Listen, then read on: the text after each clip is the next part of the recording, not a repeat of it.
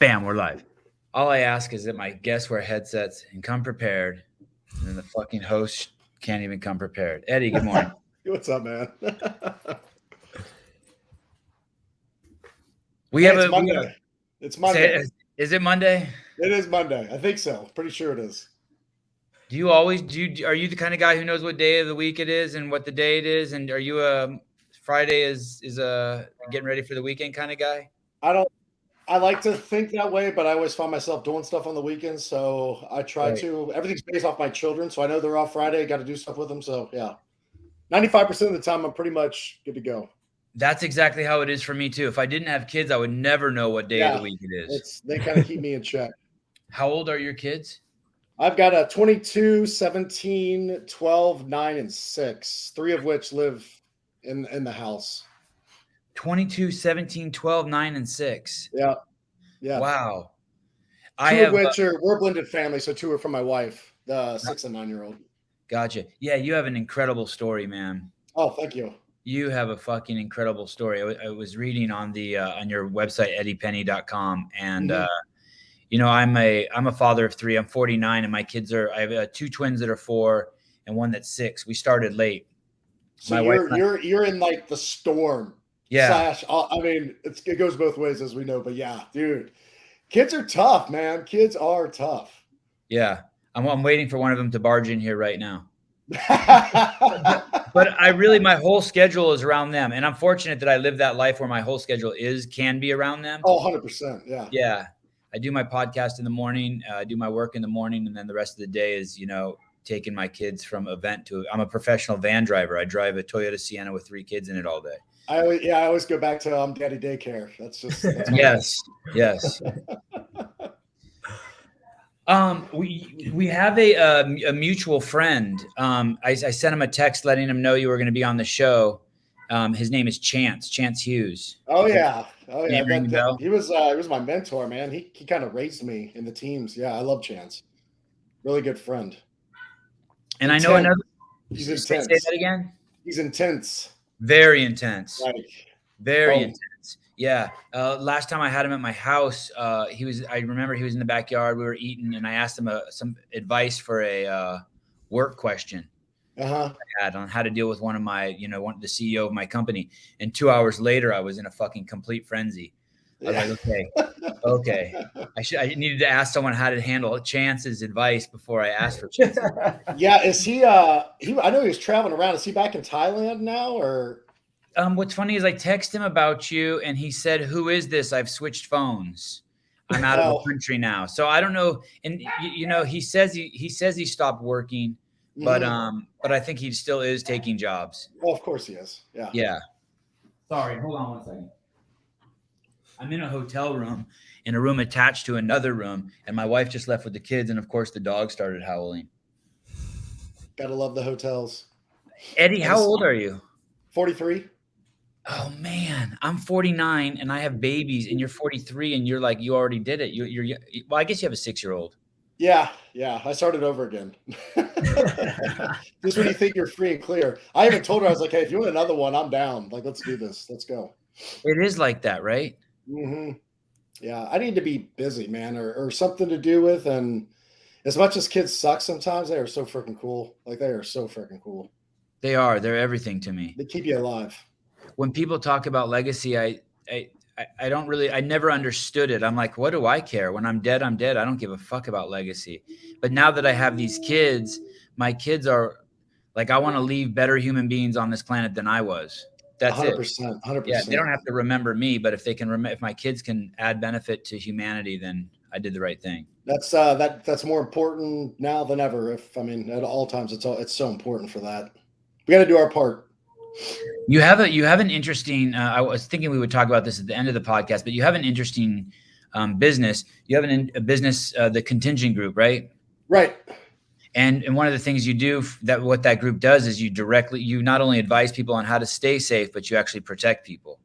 Correct. Yeah. It started out like it is executive protection. Like, we'll just go with you on your trips, usually international work. I'd say 90% of international work, which has since changed. But then it's just kind of like after about a year of it, I was like, wait a second, there was so much more. So I started learning about it, got my degree in security management, and like, all right, let's expand this a little bit. But I still wanted to keep quality. Like, I didn't want to be like a Walmart of security. Like, we're going to do everything. We can do everything, but we keep our clientele small, and we're kind of choosy. I mean, we go to, we want to make sure they're doing the right stuff, not being, abusing their powers, which happens quite a bit in the security world. And you turn into this glorified babysitter where they tell you what to do, and that's not who we are at all. But yeah, I started that, and it's been cool, and that's just kind of been one of my passions is keep people safe. I hate bad guys. Obviously, with my career, just kind of take that same stuff and turn it into civilian life, and here we are. I tripped because I used to work at CrossFit Inc. Okay. I was there for 15 years. I was basically worked side by side with Greg Glassman. I came there as a dirt twirling hippie. Thought the military were just a bunch of assholes that killed people. I hated cops, and CrossFit. The foundation of it was to anyone who fitness could save their life. CrossFit was for you, right? So I became surrounded by first responders, military guys. I got surrounded by tons of libertarians, and I had my eyes opened. And of course, that's a lot of people need that. It's really easy to not like cops when you're a 17-year-old boy. It's another if you're a grown ass man and you have 3 kids and you don't like cops, you have a serious problem. Right. It's like not liking bees because they sting. It's like, listen, fucktard, you need stay out of their way and let bees do their job. We need them. Exactly. And it's not like there's not a certain percentage of turds, just like in any profession whatsoever, doctors, teachers. I mean, you see teachers with underage students all the time. That doesn't mean all teachers are bad. In military, same way, whatever your guys' businesses are, same thing. But yeah, a lot of them, like, that's their passion. They want to take care of their neighborhood, where they're from, or whatever it is, and like they just want to put bad guys away. Like, how can you not respect that? And don't be a bad guy. It's pretty simple. If you get a speeding ticket, it's probably because you were speeding, so you were wrong. Right. Exactly. And you have a profession like doctors that are supposed to help people, but through their errors, they're the 3rd leading cause of death in the United States, with over 250,000 medical errors a year that lead to death. Right. And you compare that to cops, and cops are saints.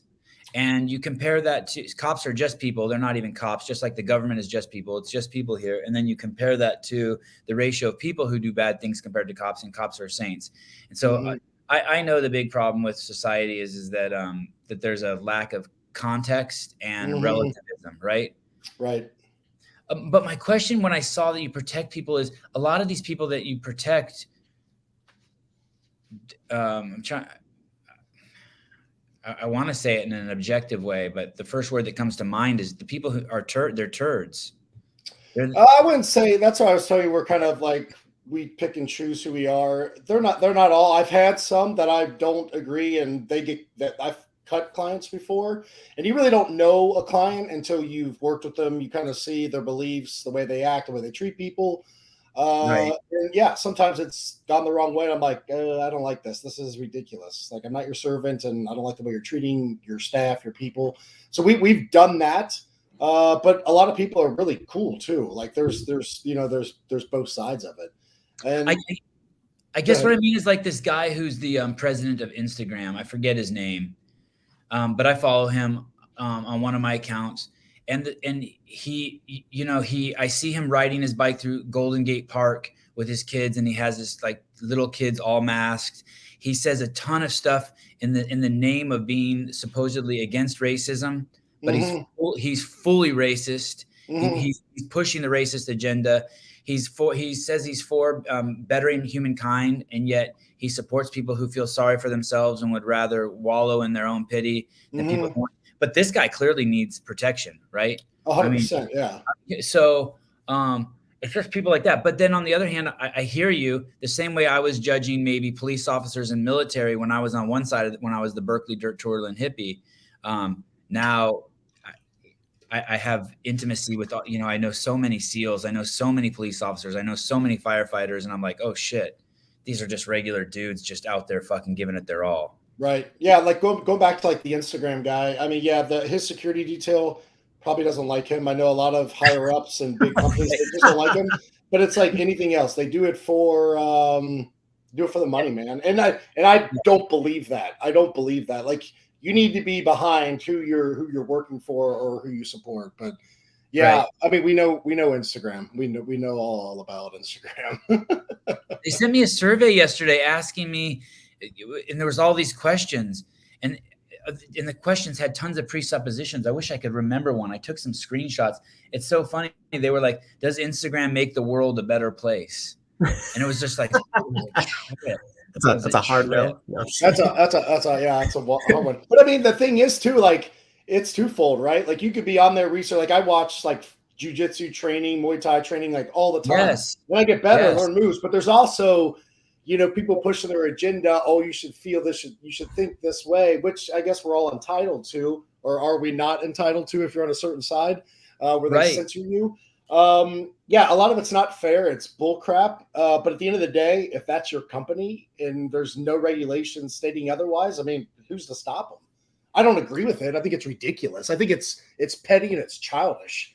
Like, you can't handle someone else's opinion. And I think that's where we kind of get in that issue today is we all want to talk. We don't want to listen to anyone. You know what I mean? And I think that's where conversation goes is I always was taught the rule like 80-20, like listen to what they're saying, give your feedback. Unless it gets turned on you, then you obviously, pump into the conversation. But it just appears that we're a society of talking and not listening to the other person. It's like, you tell me something, I get a little segment of what you're saying as you're still talking. And in my mind, I'm thinking, okay, here's going to be my response. But I'm not listening to anything else you're saying right now. And it's ridiculous. And I mean, I've been that guy until I'm like, wait a second, I got to stop doing that stuff. I'm not going to say that I'm like this perfect listener, because I'm definitely not. You can ask my wife. But yeah, like, we don't listen and value other people's opinions. Like, I value other people's opinions. I don't always agree with them, but I was like, hey, thanks for your point of view. And the reason why you have your point of view is because, your parents were this, or you grew up over here, or this tragic event happened to you over here. Like, I understand that. That doesn't mean I agree with you. You're entitled to your own opinion. You're entitled to your own beliefs, but they might not be mine. And that doesn't mean I hate you as a person. That doesn't mean I like whatever you say is like, I don't agree with you. Does not interpret to, I hate you, you're stupid. And I think that's where it gets twisted and turning. I mean, what do you guys think? It's pretty pathetic, actually. I'm with you 100%. I have tons of friends who are woke. I have tons of friends who are confused and they don't realize that they're pushing the racist agenda. And I have great conversations with them. Conversations with them. I have tons of guests who are of all descent, black guys, and I'll be like, dude, what do you think about LeBron pushing the victocracy and the victim mindset when he made it to the top, not being a victim? That motherfucker worked his ass off to get where he got. You know what I mean? He knows that hard working, yet he was having people like push this feel sorry. And we've had great conversations. Yeah. It's when they drag me into their story that I get pissed. Right. 20 years you were in the military. Correct. Yeah. How many times did you think about getting out before you made it all 20? One time when I was in the Marines, my first 4 years, I failed at sniper school. And it just wasn't like in the culture in the Marines. Not to say that it's bad, it just wasn't jiving with me. And I was like, all right, screw this. Like, I thought about going back and being a cop. And then after processing this stuff, I was like, wait a second, I always wanted to be a SEAL. I need to switch over to the Navy. So I went to the Navy recruiter, like, how do I do this? And that was about my 3-year mark in the Marines. So I did all the paperwork, had it all set. So the day after I got out, because you had to have, excuse me, one day break in service. You couldn't just cross over, which cost the government more money, more of my time, more recruiter time. It's a mess and / nightmare.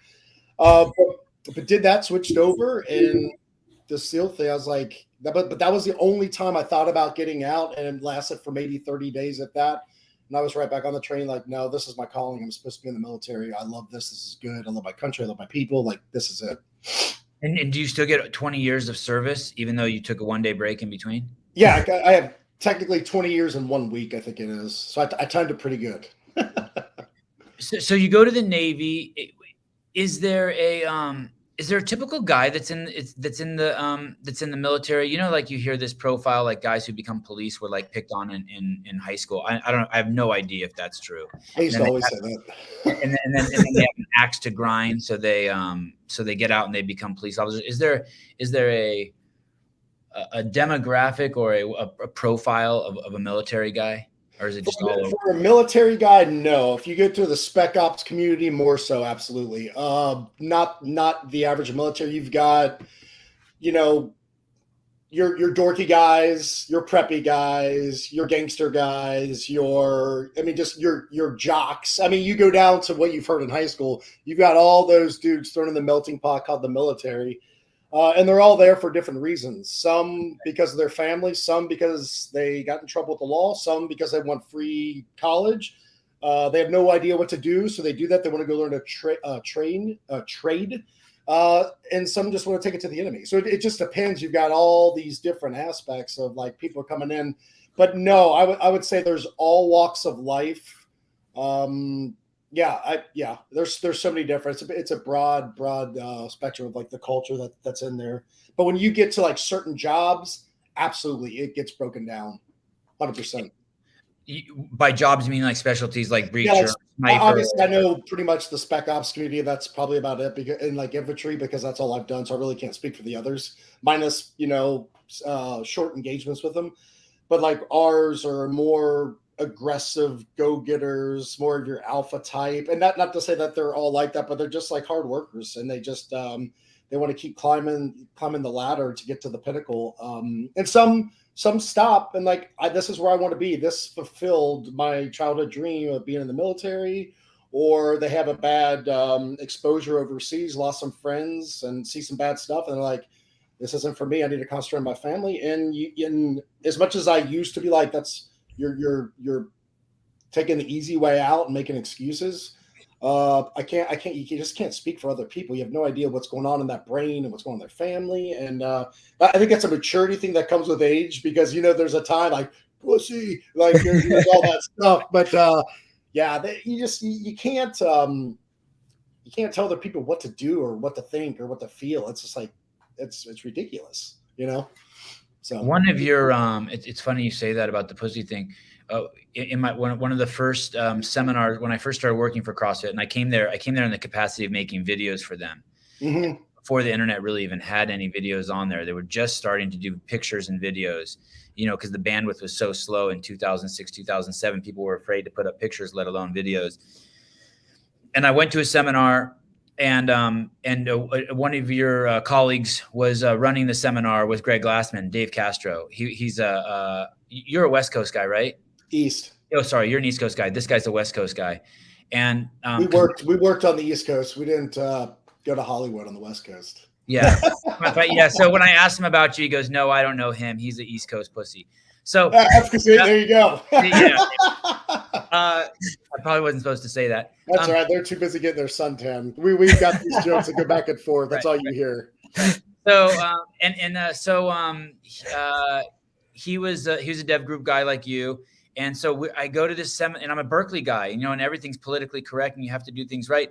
And I go to the seminar, and it's CrossFit, and we're going to do this exercise called Fran, and there's these two kinds of bars you use, a 95-pound bar and a 65-pound bar. Mm-hmm. And he goes, okay, I've lined up the 95-pound bars over here for men, and the 65-pound bars over here for women and pussies. I'm like, he can't say that. He can't say it. What? He said it. He said it. Women, and I didn't do the workout. I was below a pussy. I didn't do the workout. I was offended, and I didn't do the workout. I climbed into like a boxing ring that happened to be there at Freddie Camacho's gym at that time, and I just watched.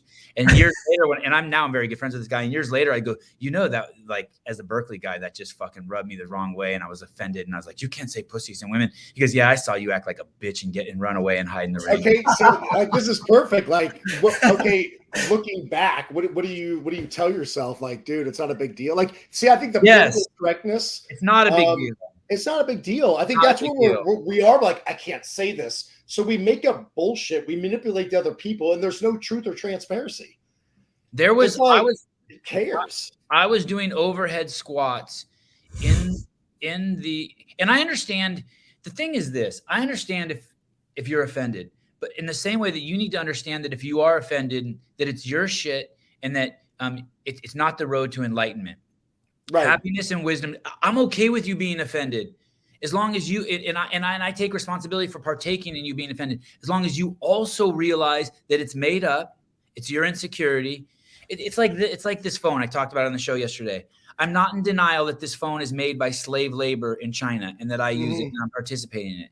You also please don't deny that this is a top-down virus created from people at the top. There aren't people just dying in the streets everywhere, but you're scared of it because you watch too much TV. It's okay to admit that. Touchdown. Right.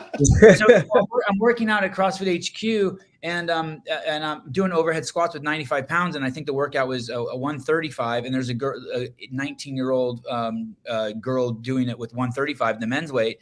And I hear this from across, and I'm an executive there, and she's a fucking peon. And I hear this from across the room: Sevan, you're a pussy. I'm like, well, I guess I'm enlightened because I took that as a compliment that at least I'm doing. Yeah, make that blood boil. Let's go. Yeah. Workout. It goes back to the mindset. How are you going to take that? How are you going to receive it? She probably wants to fuck me. Go down, or are you going to be like, all right, cool, watch this? Yeah. She probably liked my body, and that was her way of pressing back if she wanted to sleep with me. Okay, I'm going to build a little. Or it could have been that. Yeah. Or she generally meant, dude, you're weak. Yes. Yeah. Come on, Eddie. I couldn't even get the bar over my head because my shoulders just don't work. So you got me big time, buddy. That's hilarious. So how old are you when you go in, and is it called? I hear the dog howling. He jumped off my lap. How old are you when you? What kind of dog is it? It's a Chihuahua Basenji. It's the worst dog ever. It's also 100 years old. We found that out last night too. Oh, there we go. The dog's been around for a while. Have you noticed in the military now, if you have any connections, Eddie, is there a sense of that offendedness spilling out into that as well? I don't think from the military, like any guys that I ran with or whatever, no one gets offended. We get pissed off by people being little bees, but that's about it. Like I get the military culture is from day one, you were talked down to, you were tore down, and that's the process, is to build you back up. So little things don't bother you. Can concentrate on the mission and concentrate on maybe a guy bleeding out next to you and save their lives, or take down a guy that's trying to kill you or your buddy. So we waste so much. I mean, if you just look, we waste so much time, especially on the news. Oh, he said this. Who gives a shit? Or they your actions are everything. I mean, you can get in trouble. Everyone will probably understand this. You can get in trouble with your significant other, and you can say this, you can say this, you can say this. It doesn't matter. But if you show it, that's what matters, right? Like, hey, I promise you, I'm not going to be at the office until 9:00 every night. Okay, cool. And then a week passes, you're still there. I'm in next week. Okay, but if I come home at 5 and I'm showing that consistently, now I'm proving myself. We are so wrapped up in what this person tweets or talks about, or who gives a crap. Like, I'm not going to say I'm all about being a voice and not an echo. I'm all about it. I really believe that. It educates me. I try to get back. I get inspiration, motivation from other people I look to, mentors. I get workout stuff, what to do. I mean, you name it, and I'm sure you guys are the same. But I don't need to. I never have been that guy that gets onto something. I'd be like, "You're a piece of a post comes up. You're a piece of crap. You're stupid. This is dumb." What does that do? Yeah. What is it? If I would have been like, "Hey man, I just don't understand this. Here's kind of like my view. What do you think?" Or like a sidebar message or something. But people just get on there they just vomit. Like a douchebag. It's ridiculous. Like, what does that solve besides maybe making you feel better for about 30 seconds? It's dumb. And that's all we get. I've erased so much stuff. I type stuff out to people, and every time I'm upset, I type stuff out to people, and then I walk away, and I'd say 90% of the time I erase it. I'm like, really? Yeah.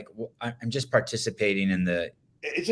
We're just monkeys just throwing poop at each other. It doesn't do anything. It does nothing besides, especially if you're the dude, you're pissed off. I used to be when I first started this media crap. I used to kind of take it to heart. Whoa, I don't know you. Why are you coming at me like that? But then I realized people just have a bad day. Some people just need a hug, and unfortunately you can't give it to them through Instagram or something like that. It's just it's on them. You can't help other people's choices, how they act or anything like that, but you can control yourself. and which is sometimes hard because I've done let me write this out on my notes, and I'll just let it sit there. And then, okay, that's stupid. I felt better writing it out to myself and then just let it go. But yeah, but you guys have seen it all.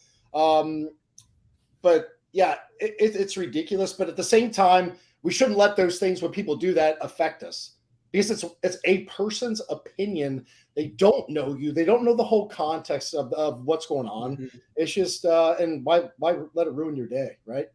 It's crazy. So in that regard, for the most part, I try to let it go until I think it's going to affect my kids. Well, that's different. I mean, yeah, you know what I mean by that. Yeah. Yeah. Like if you're mandating injections for kids at the school, then all of a sudden it's like, oh man. I'm not saying fight for the beliefs and take down evil. I'm definitely not saying that. Right. Yeah, I think that's a problem. There's not enough people fighting for good and saying that this is not no matter what you believe, making someone do something. I mean, we are slipping to Nazi Germany. It's crazy. This is not America. This is not the America I served that I knew of. There might have been, I'm sure there's tons of stuff going on behind the curtain, which is sad. But this is not America. This is not what we stand for. This is not what the country or the rest of the world views America. This is not it. I've gotten so many messages from other people, random people, friends, people I served with, that have reached out like, dude, what's going on with America? That's like the last standing country of freedom in this administration. They are wrecking it. They are taking a wrecking ball and destroying this country no matter what happened to the Democrats. Were you ever a Democrat? Never. No. I mean, for the longest time, I didn't even know what the two were, the Republican, Democrat. I just knew I was a Democrat. Elephant would beat up a donkey, so I tend to go to the elephant. But before we go to that, I want to get to the fact that there's some questions I have about just your military and about how you got on DEVGRU and what they call SEAL Team 6. Just so that the viewers know, like, hey, this isn't just some guy sitting in front of some books. So I've read 2 of those. No. So you're in the Marines for 4 years. You decide you want to go to the Navy. When you decide you want to go to the Navy, it's because you specifically want to become a SEAL? Correct. Which was like a childhood dream. The only reason why I switched over to the Marines, I have a really good friend that I swam with. He graduated a year before me. I went to his graduation at Parris Island Marine Corps boot camp, and I fell in love with it. I was like, I'm doing this. Okay. And why did you join the military? That's what I always wanted to do since I was a kid. It was actually I think it was 90, Operation Desert Storm, Shield, what was going on. They had all those eagles, the yellow flowing ribbons, support our troops. Yeah. I remember being at a Cincinnati Reds baseball game. It was a night game, and they sang that the Star Spangled Banner. Planes flew over. They had some fireworks go off. There was flags everywhere. I remember tugging on my mom, like, I want to do that. I like pointed up to the planes, not be a pilot. I was like, I want to be in the military. From that day on, that was it. Okay. That was my moment. And what year did you enlist? 96. And did you get pushback from your parents? Was anyone like, nah, you can't do that? No, it's dangerous. I mean, I heard it all. I was 17, so my mom and dad had to sign for me. Wow. And they just said, think about it. And I was very consistent about it. There was no wavering. And they, I'm sure reluctantly they signed. And then that was it. So, and then I turned 18 at boot camp without telling anyone, because you just don't tell people that. Right. Were you a kid? When you look back, were you a kid? Like, were you still going through puberty and shit? I think I was a kid, like, until last week, to be honest with you. No, yeah. Like the Marine Corps time, I'm like, man, I was so young, but like you didn't even have hair on your chest, right? Pretty much, yeah, or anywhere else. I was like going through, my voice, like, changing everything. My Marine time, I'm very thankful that I did the Marines before the SEAL thing. Obviously, I don't know if I would have made it, but I matured a lot. I was a late bloomer. My body changed. My knowledge changed. My respect changed. Discipline changed. So I really am very thankful that I went to the Marine Corps first. They established a very great foundation for me, which I thank them so much. As much as I really did not like it in switching over, I did very good after that because of that. So. And so do you immediately, when you go to the Navy, do you immediately are you just jump in line? Like you immediately just go to buds or? I wish I tried. No, you got to do I went to this, it's called transitioning process unit. I was there for like 2 months where they get all the paperwork. You got to do physical screening. And then back then, like now, SEALs have a rate, a job. It's called SO, Special Operations. We didn't have that back then. So you had to have a job. So I went to Gunner's Mate School, which was, I think was like 5 months. That was there in Chicago, which I had to go to because you had to have a job before you went. So if you did get shit canned, you had a place to go, like you had a job, so they wouldn't, there was no back and forth. So I had to do that, and then I went over to Buds, knocked it out, and then rest is history. Oh, okay. So that makes sense. We had another SEAL on here a couple weeks ago. He's running for Congress. Do you know Eli Crane? I know of him. I'm acquaintance. I talk to him on Instagram occasionally. Yeah. And good for him. That's awesome. Cool, dude. So he tried to become a SEAL, failed, and then he said he had to go to some shit job. Like you go to, and that must have been what it is. He must have, and then he had to go do that shit job for a while, and then go back and try to become a SEAL again. You paint ships, like it's just not a good deal. Yeah. I was like, wow. And so they train you for that before you even go to Buds, because they know most guys fail. It changes throughout the years. Like now, I don't think you do any job. You go out there. It changes all the time. Okay. Obviously, it's always trying to, like, how do we save money? Because you're right. Like 75% are going out there, and then you're flying them back somewhere else. So there's a lot of Buds washouts in San Diego. Okay. They don't want to pay for you to go, you and your family, to go somewhere else. It comes on the dollar, really. Does everyone do Buds in San Diego, or if you're an East Coast guy, you do it on the East Coast? Everything's over there. Oh, okay. There's just one. I mean, there's not a lot of people per class. I think they run, God, I don't know how many classes they run, maybe 3 to 5. There's no way they could do that. Maybe it's 2. I don't know. It's not a lot of classes a year. I don't know the name. Was Chance your instructor there, or did you deploy with Chance? No, I was, when I checked in after my training, I went to SEAL Team 2, and Chance was my platoon chief, and that's where I met him. He's awesome, man. And he was taking a break from development group at the time. And he just he knew CQB, like going through the houses and clearing them. And dude, that guy's a stud. Like operationally, he is a stud. And so I got to learn from him. So he was a mentor among some other guys. So it was awesome. Like he set the stage for my future years, because he knew what he was. We treated our platoon like development group and not some conventional force. So it was awesome. It was really good. He's a good dude. He said, when I asked him about you, he said his words about you are, tell him I said hello. Eddie Penney is a hard motherfucker. Have him over for dinner. You like him.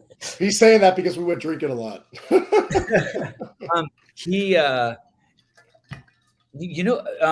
I met him through this other guy that I was telling you about, who I met at CrossFit, Dave Castro, who is also in DEVGRU.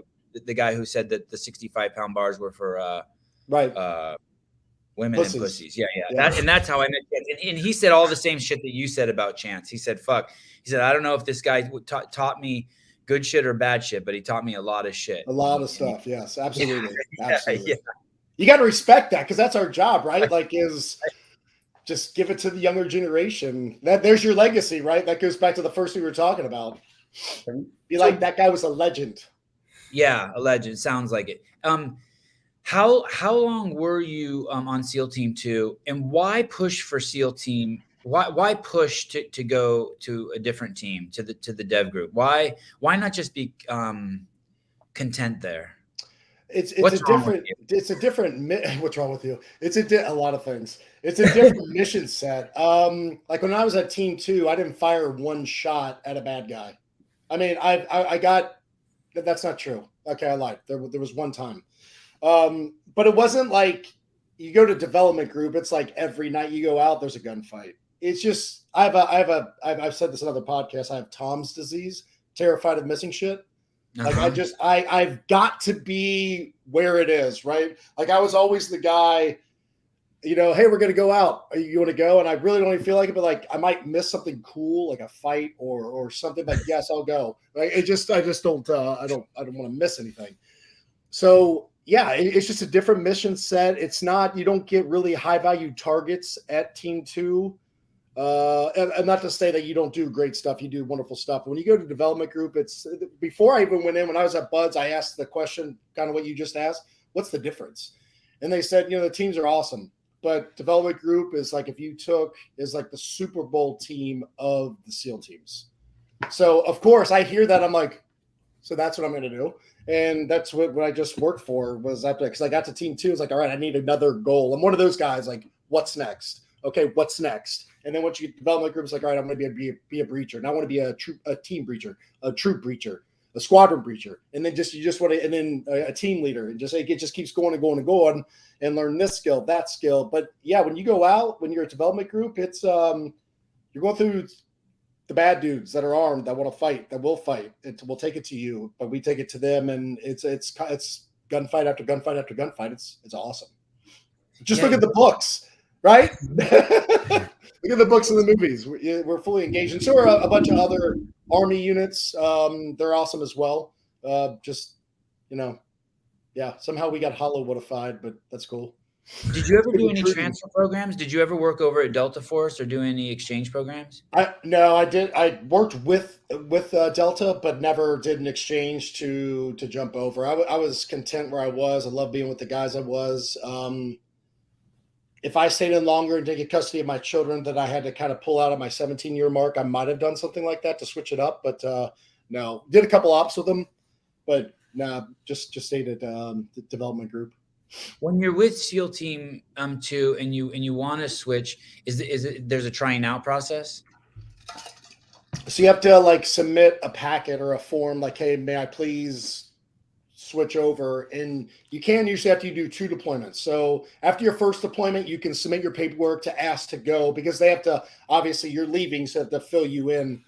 So you send that out, and then if you get accepted before that deployment, you go over there. You get in your dress uniform, you go through a board. They just nail you with tons of questions. There's I think maybe 10 guys wearing all kinds of different stuff that have been there, done that. And they're just asking you questions. They're just drilling you, like why you want to be here and all this stuff. And they're not accepting really any of your answers. So it's kind of like an intimidation factor. And then you got to do some a physical test to be accepted. And they tell you if you can come back, then you come back. And then you start your 6-month process, and the first day is a physical assessment test. If you pass that, then training begins. And then after that, that training blows Buds out of the water. It was way harder, but twice as fun as Buds. Because it's all operational stuff. It's big boy stuff. Jake Carter says, thank you for your service. Dude is a certified badass. There's so many comments coming in thanking you, by the way. There's tons. And what if you don't make it, Eddie? What if you don't make? Do they send you back to 2, or do you have to? Yeah, you would go back. You would go back to your team, and then from there, from what I understand, they have a choice. They accept you, or are they like, fuck you, asshole? It kind of depends on your reputation. So that's one thing we told from day 1, week 1 of training is your reputation starts now. They'll take care of you. They'll accept you back, depending if they need somebody else somewhere, in a training division, or hey, we need someone to work at this space for a certain school. It all depends. Thankfully, I don't know a lot about that. Is it scary trying? The reason why is because the guys I've talked to who did do Dev Group are like, yeah, it's fucking weird. You've already done it. You don't need to push any further. You're already a fucking SEAL, but there's something about you that just can't stop. And it's it almost sounds like pathological. And you kind of hinted at that in the beginning. It's these aren't there's a lot of good dudes in the military, but the dudes who go to special ops, there's something just a little bit. There is a profile. Yeah, there is. I mean, people do it for different reasons. My reason was I always wanted to be in combat, and that sounds like a great idea when you're not in combat, because when you're first in combat, you're like, I dreamed about this. Why? Is bullets are flying over your head and weird things are happening. But I'll tell you this, man, to be honest with you, and maybe this is where some serious issues lie in my body, is the first dude I took out was the most intense drug euphoria feeling I've ever had in my life. It was the most pride. I was bad guy, gone, can't do anything to anybody ever again. And I knew who he was. I knew what he did. It wasn't just like some random guy that just happened to be shooting at me. I knew who this guy was, with a long list of craziness. But so I got addicted. Like I've never done crack, but I've heard it's very addicted, or meth or whatever. And it just kind of like changes people's lives. That changed my life. I was hooked. I remember going out an ops. If I wasn't shooting someone, because not every time you shoot someone, you don't shoot someone every night. But I'd be like, man, I felt like a failure. My failure was I didn't shoot somebody. That's what I associated the two of. Like, shut up, Eddie. Like, maybe it is like meth. This is why I say it, because when I was in college, like meth came into, like, there was this group of like 30 of us. I went to UC Santa Barbara, and like meth entered our group.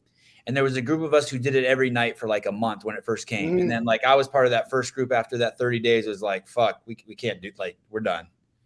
You know, like there's a timestamp on this shit. Then there was a group who did it for like 6 months.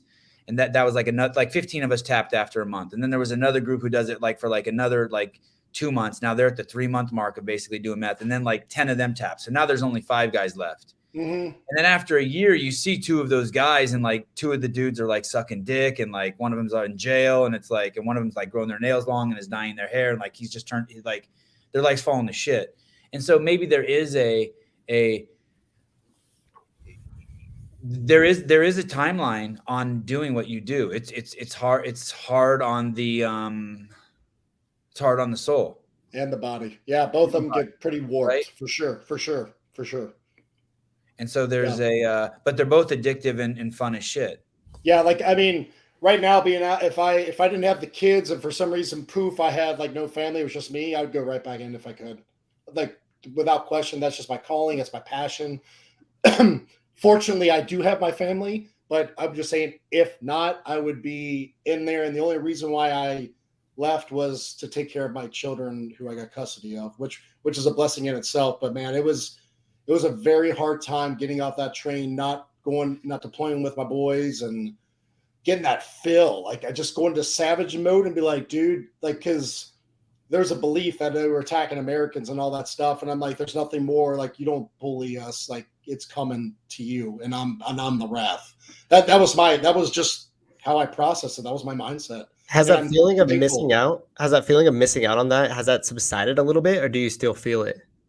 Yes, it subsided quite a bit. That first year to 2 after I put down my guns, it was very hard. That was the hardest time of my life. And it was actually the same time I was raising children, 10-month-old, 1 in diapers, a 5-year-old and a 9-year-old girl. So it was very, very confusing for me. I didn't know what to do. I mean, you're savage. You've been training your whole life just to go kill people pretty much and rescue hostages or whatever. Then you come back and like, all right, take care of these 3 kids. Now you're changing diapers. What do you mean? What? Like, I'm doing ponytails and pigtails and trying to pick out clothes for girls at 5. It's like, what? Everything you're saying is so consistent with the other guys that I've talked to, especially the guys who were on the team you were on. Basically, you know, one of them was sent home, and he says it's the fucking worst thing ever. You're trained to do one fucking job. Yeah. Even though it's not your fault, you feel like you're letting your guys down by being sent back, and just the frustration I hear in the voice. And also, like, one of the guys I was on G-Chat with almost every single night, and it was the strangest relationship, and I felt honored to have that relationship. But there was just basically 2 things that were really frequent that he would say to me. Stop talking to me. Don't chat me anymore. Like, and that he really made me thick-skinned. He was never rude, but like everything is just like, and then he was always going on jobs. So he would go on a job. It was like fucking every day. He was going on a job, and then he would come back 5 hours later, and I'd see his green dot pop back on. And I'm like, you're back from his job? And he goes, yeah, don't talk to me. You know, and he was taking care of work. He was someone I worked with at CrossFit Inc., you know? And, yeah, I could tell that there was sort of this love-hate, like there was an addiction to his job. Yeah. And I didn't realize, I guess what you said to me is I never heard it like that the 6 guys were really busy, and this guy was really busy. Yeah. It's It's almost like when you're in it, you don't even realize how much go it is. I remember I would be And it's come all home for a night, couple right? days It's and I'm all gone. nighttime shit? Yeah, it depends, but the schedules always change, timelines always change. Yeah, it's a lifestyle, 100% a different lifestyle. It was freaking awesome, man. As long as you don't have outside distractions, and that's why a lot of us just like dumped everything around us, including our family. I was that guy, and concentrated on that job because I convinced myself that the only thing that mattered was this country, and whatever that means is like it wasn't like I was saying screw you family, don't talk to me, but it was my priority was the job, and I wish I could go back and be there with my kids because when I got custody of my kids. I'm like, I don't know anything about these guys. And I got to relearn or learn for the first time who my kids were. And it was awesome. Like it was so cool. And I'm like, how did I was so selfish and so self-absorbed into this? And the problem is what I just explained is, and I'm sure you guys will agree, is that is a huge problem today, no matter what the job. You'll see fathers just be absorbed in something else besides their family. They think they work from 9 to 5 or 9 to 6. They come home, it's their time to watch football and not engage with your kids. Dude, you're wrong. I'm sorry. I'm sorry. It doesn't mean you didn't kick ass at work and you get a pat on the back. You don't get a pat on the back. That's your freaking job. You are dad. You're a hero and you need to act as such. And I think that's a problem with society today is we are fatherless. We have father. I'm not talking about just inner city. I'm talking everywhere. Like you get the same issue, maybe not the same issues, but you got similar issues inner city in the country. You got a lot of fathers not being a father. All right. I mean, it's just that, and I was that guy, and it took a crazy event for me to see it, but I see it in my friends, I see it in other people, I hear stuff, I watch it, and I'm like, dude, like, a dad doesn't ever show up to their kid's soccer game. You might see him once, like that's bullshit. Like and the kids are you can see them on the field looking towards the sideline. Is dad here? Is dad here? Or they do a good play. What do they do? It's always look to the sideline for that like affirmation. Oh, do you see what I did? Did you see what I did? And a lot of them are in their phone shooting off emails or playing Candy Crush or something instead of being locked on what they should be. And it's sad. And so, yeah, I'm calling out dads right now. Like if that's you, you got to change. And I was just, hey dude, you messed up. Stop crying, get on it, and start right now, and just like kind of be there for your children and your family, because that's the biggest problem in my opinion today is that right there is the lack of family values and investing in the family. I don't think it's your opinion. I think it is your opinion, but it's also fact. Yeah, it's also fact. It's the leading correlate for everything. That's what's so crazy when people are like, black 51% of all murders are committed by 6% of the population, which are black men. Or, dude, like stop looking at color. That's what I mean by pushing racism. Yes. Correlate is not there. Skin color has nothing to do with anything except your relationship with the sun. I hate seeing that in the paper. Yeah, white cop kills black cop. Just say cop killed a man. Yeah, I don't give a shit. Yeah, because you're not gonna ever. I've never really seen it the other way. Like they just paint this like, dude, it's a man and a cop or whatever it is. Who cares? Hey, that's where our problem is. William, go fuck yourself. For $1.99, I still won't read your fucking message because you're talking shit about my mom. Go fuck yourself. What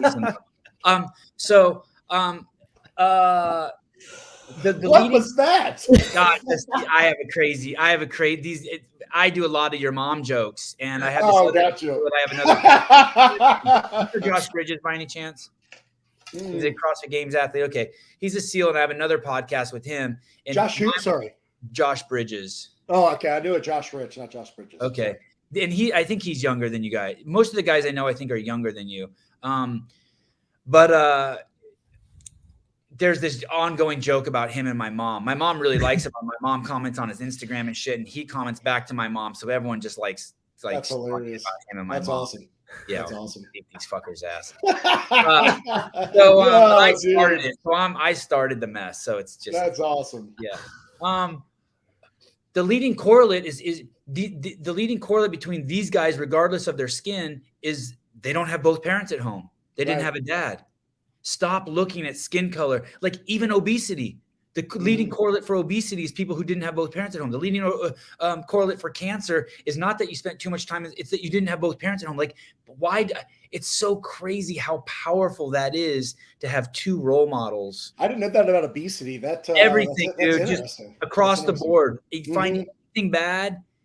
You know Thomas Sowell, the economist. Oh yeah. Yeah, like he has tons of books on that. Like just like he just starts pointing out correlate after correlate. Like, dude. And people who do have both parents, everything's better. Yeah. Even if you got two bad parents. I mean, what divorce rates, what, like 50, it's like over 50%, like 51, 52%, I think, in America right now. It's crazy. I mean, I'm guilty. I'm divorced too, but we also like kind of accepted in society. Oh yeah, everyone gets divorced. My parents are divorced and I turned out okay. Mm-hmm. Yeah, I'd like to say I did too. But at the other end, we got the flip side. They do the victim mentality, right? Oh, I didn't have a dad, so I'm acting out. And no, like we all know you cannot help how you were brought up, what your situation, region, or what elements went into that you're growing up. But once you're old enough to realize that, you have the power to make a choice to do the right thing or the wrong thing. So there's no freaking excuse. I mean, I really don't believe, unless, don't get me wrong, there's probably some crazy stuff that I don't know about, like medical that I don't know about. But you have the choice to not be that victim. Be like, man, I have a shitty childhood. I'm turning it around because when I have kids, I don't want them to ever have that. And we have this victim mentality. Oh, it's because of this, or it's because of this. And obesity, same thing, right? Mm-hmm. People in bad health, same thing. Oh, I've got a gluten problem. Really? You didn't even know what gluten was until about 10 years ago. Right. So it's crazy. Everyone's got these excuses. And we talked about, dog, you better not howl. I'm letting you go. We talked about this yesterday on the podcast. There's a point in your life where everything is your parents' fault. Everything that's wrong with you. But there's also a point, I don't know when if it's you're 18 or 22 or 27, but there's a point when all of a sudden none of it's your parents' fault and it's all your responsibility. All your responsibility. And if you still have the word fault in there, like, and at that time you have to love your parents and take full responsibility. I don't care if your parents made you 100%. Anorexic. I don't care if they taught you to hate Jews. I don't care. Like at some point, it doesn't matter. Now it's all. I'll say it's all your fault. It's all your responsibility. It's all, and that's what becoming an adult is about, to stop the blame. And I can see someone coming in, well, what if I was abused sexually or whatever it is? My whole thing, like, hey, that sucks. And I am so bad that you went through that. But it's on you to go get the help you need and to kind of figure it out. Like, hey, that wasn't your fault. Like, you didn't make these rules. Me and Eddie and Matt didn't make these rules. This is the pathway to happiness that we're sharing with you. Right. And I hate seeing people that just stay in their little world and they just stay there. Yeah. They don't try to better themselves. Yeah, the victim mentality is almost it's like the new hero, you know. I remember when I was growing up, like you would see these like the action heroes, you know, like the Rambos, and you're like, oh, I want to be that dude, just putting the country on your back and taking all responsibility. And now really what's being pushed is like, it's not your fault, it's somebody else's fault. You're just a victim here. How do you feel? Okay, cool. That's great. That's like, we can't help your feelings. That's awesome. We feel certain things. Okay, now take action to feel better or do certain things. And we just don't do that. People are like, yeah, you know, I lost a family member, which is horrible. And you start going down the slippery slope. Okay, you need to do something and implement something in your life to bring you back up. But there really is no excuses for anything in this world. I just feel like there's always a way. I'm not going to say you can't be depressed or down or sad, but you only get so much, man. You don't get 5 years of it. Like, I'm sorry. You just don't.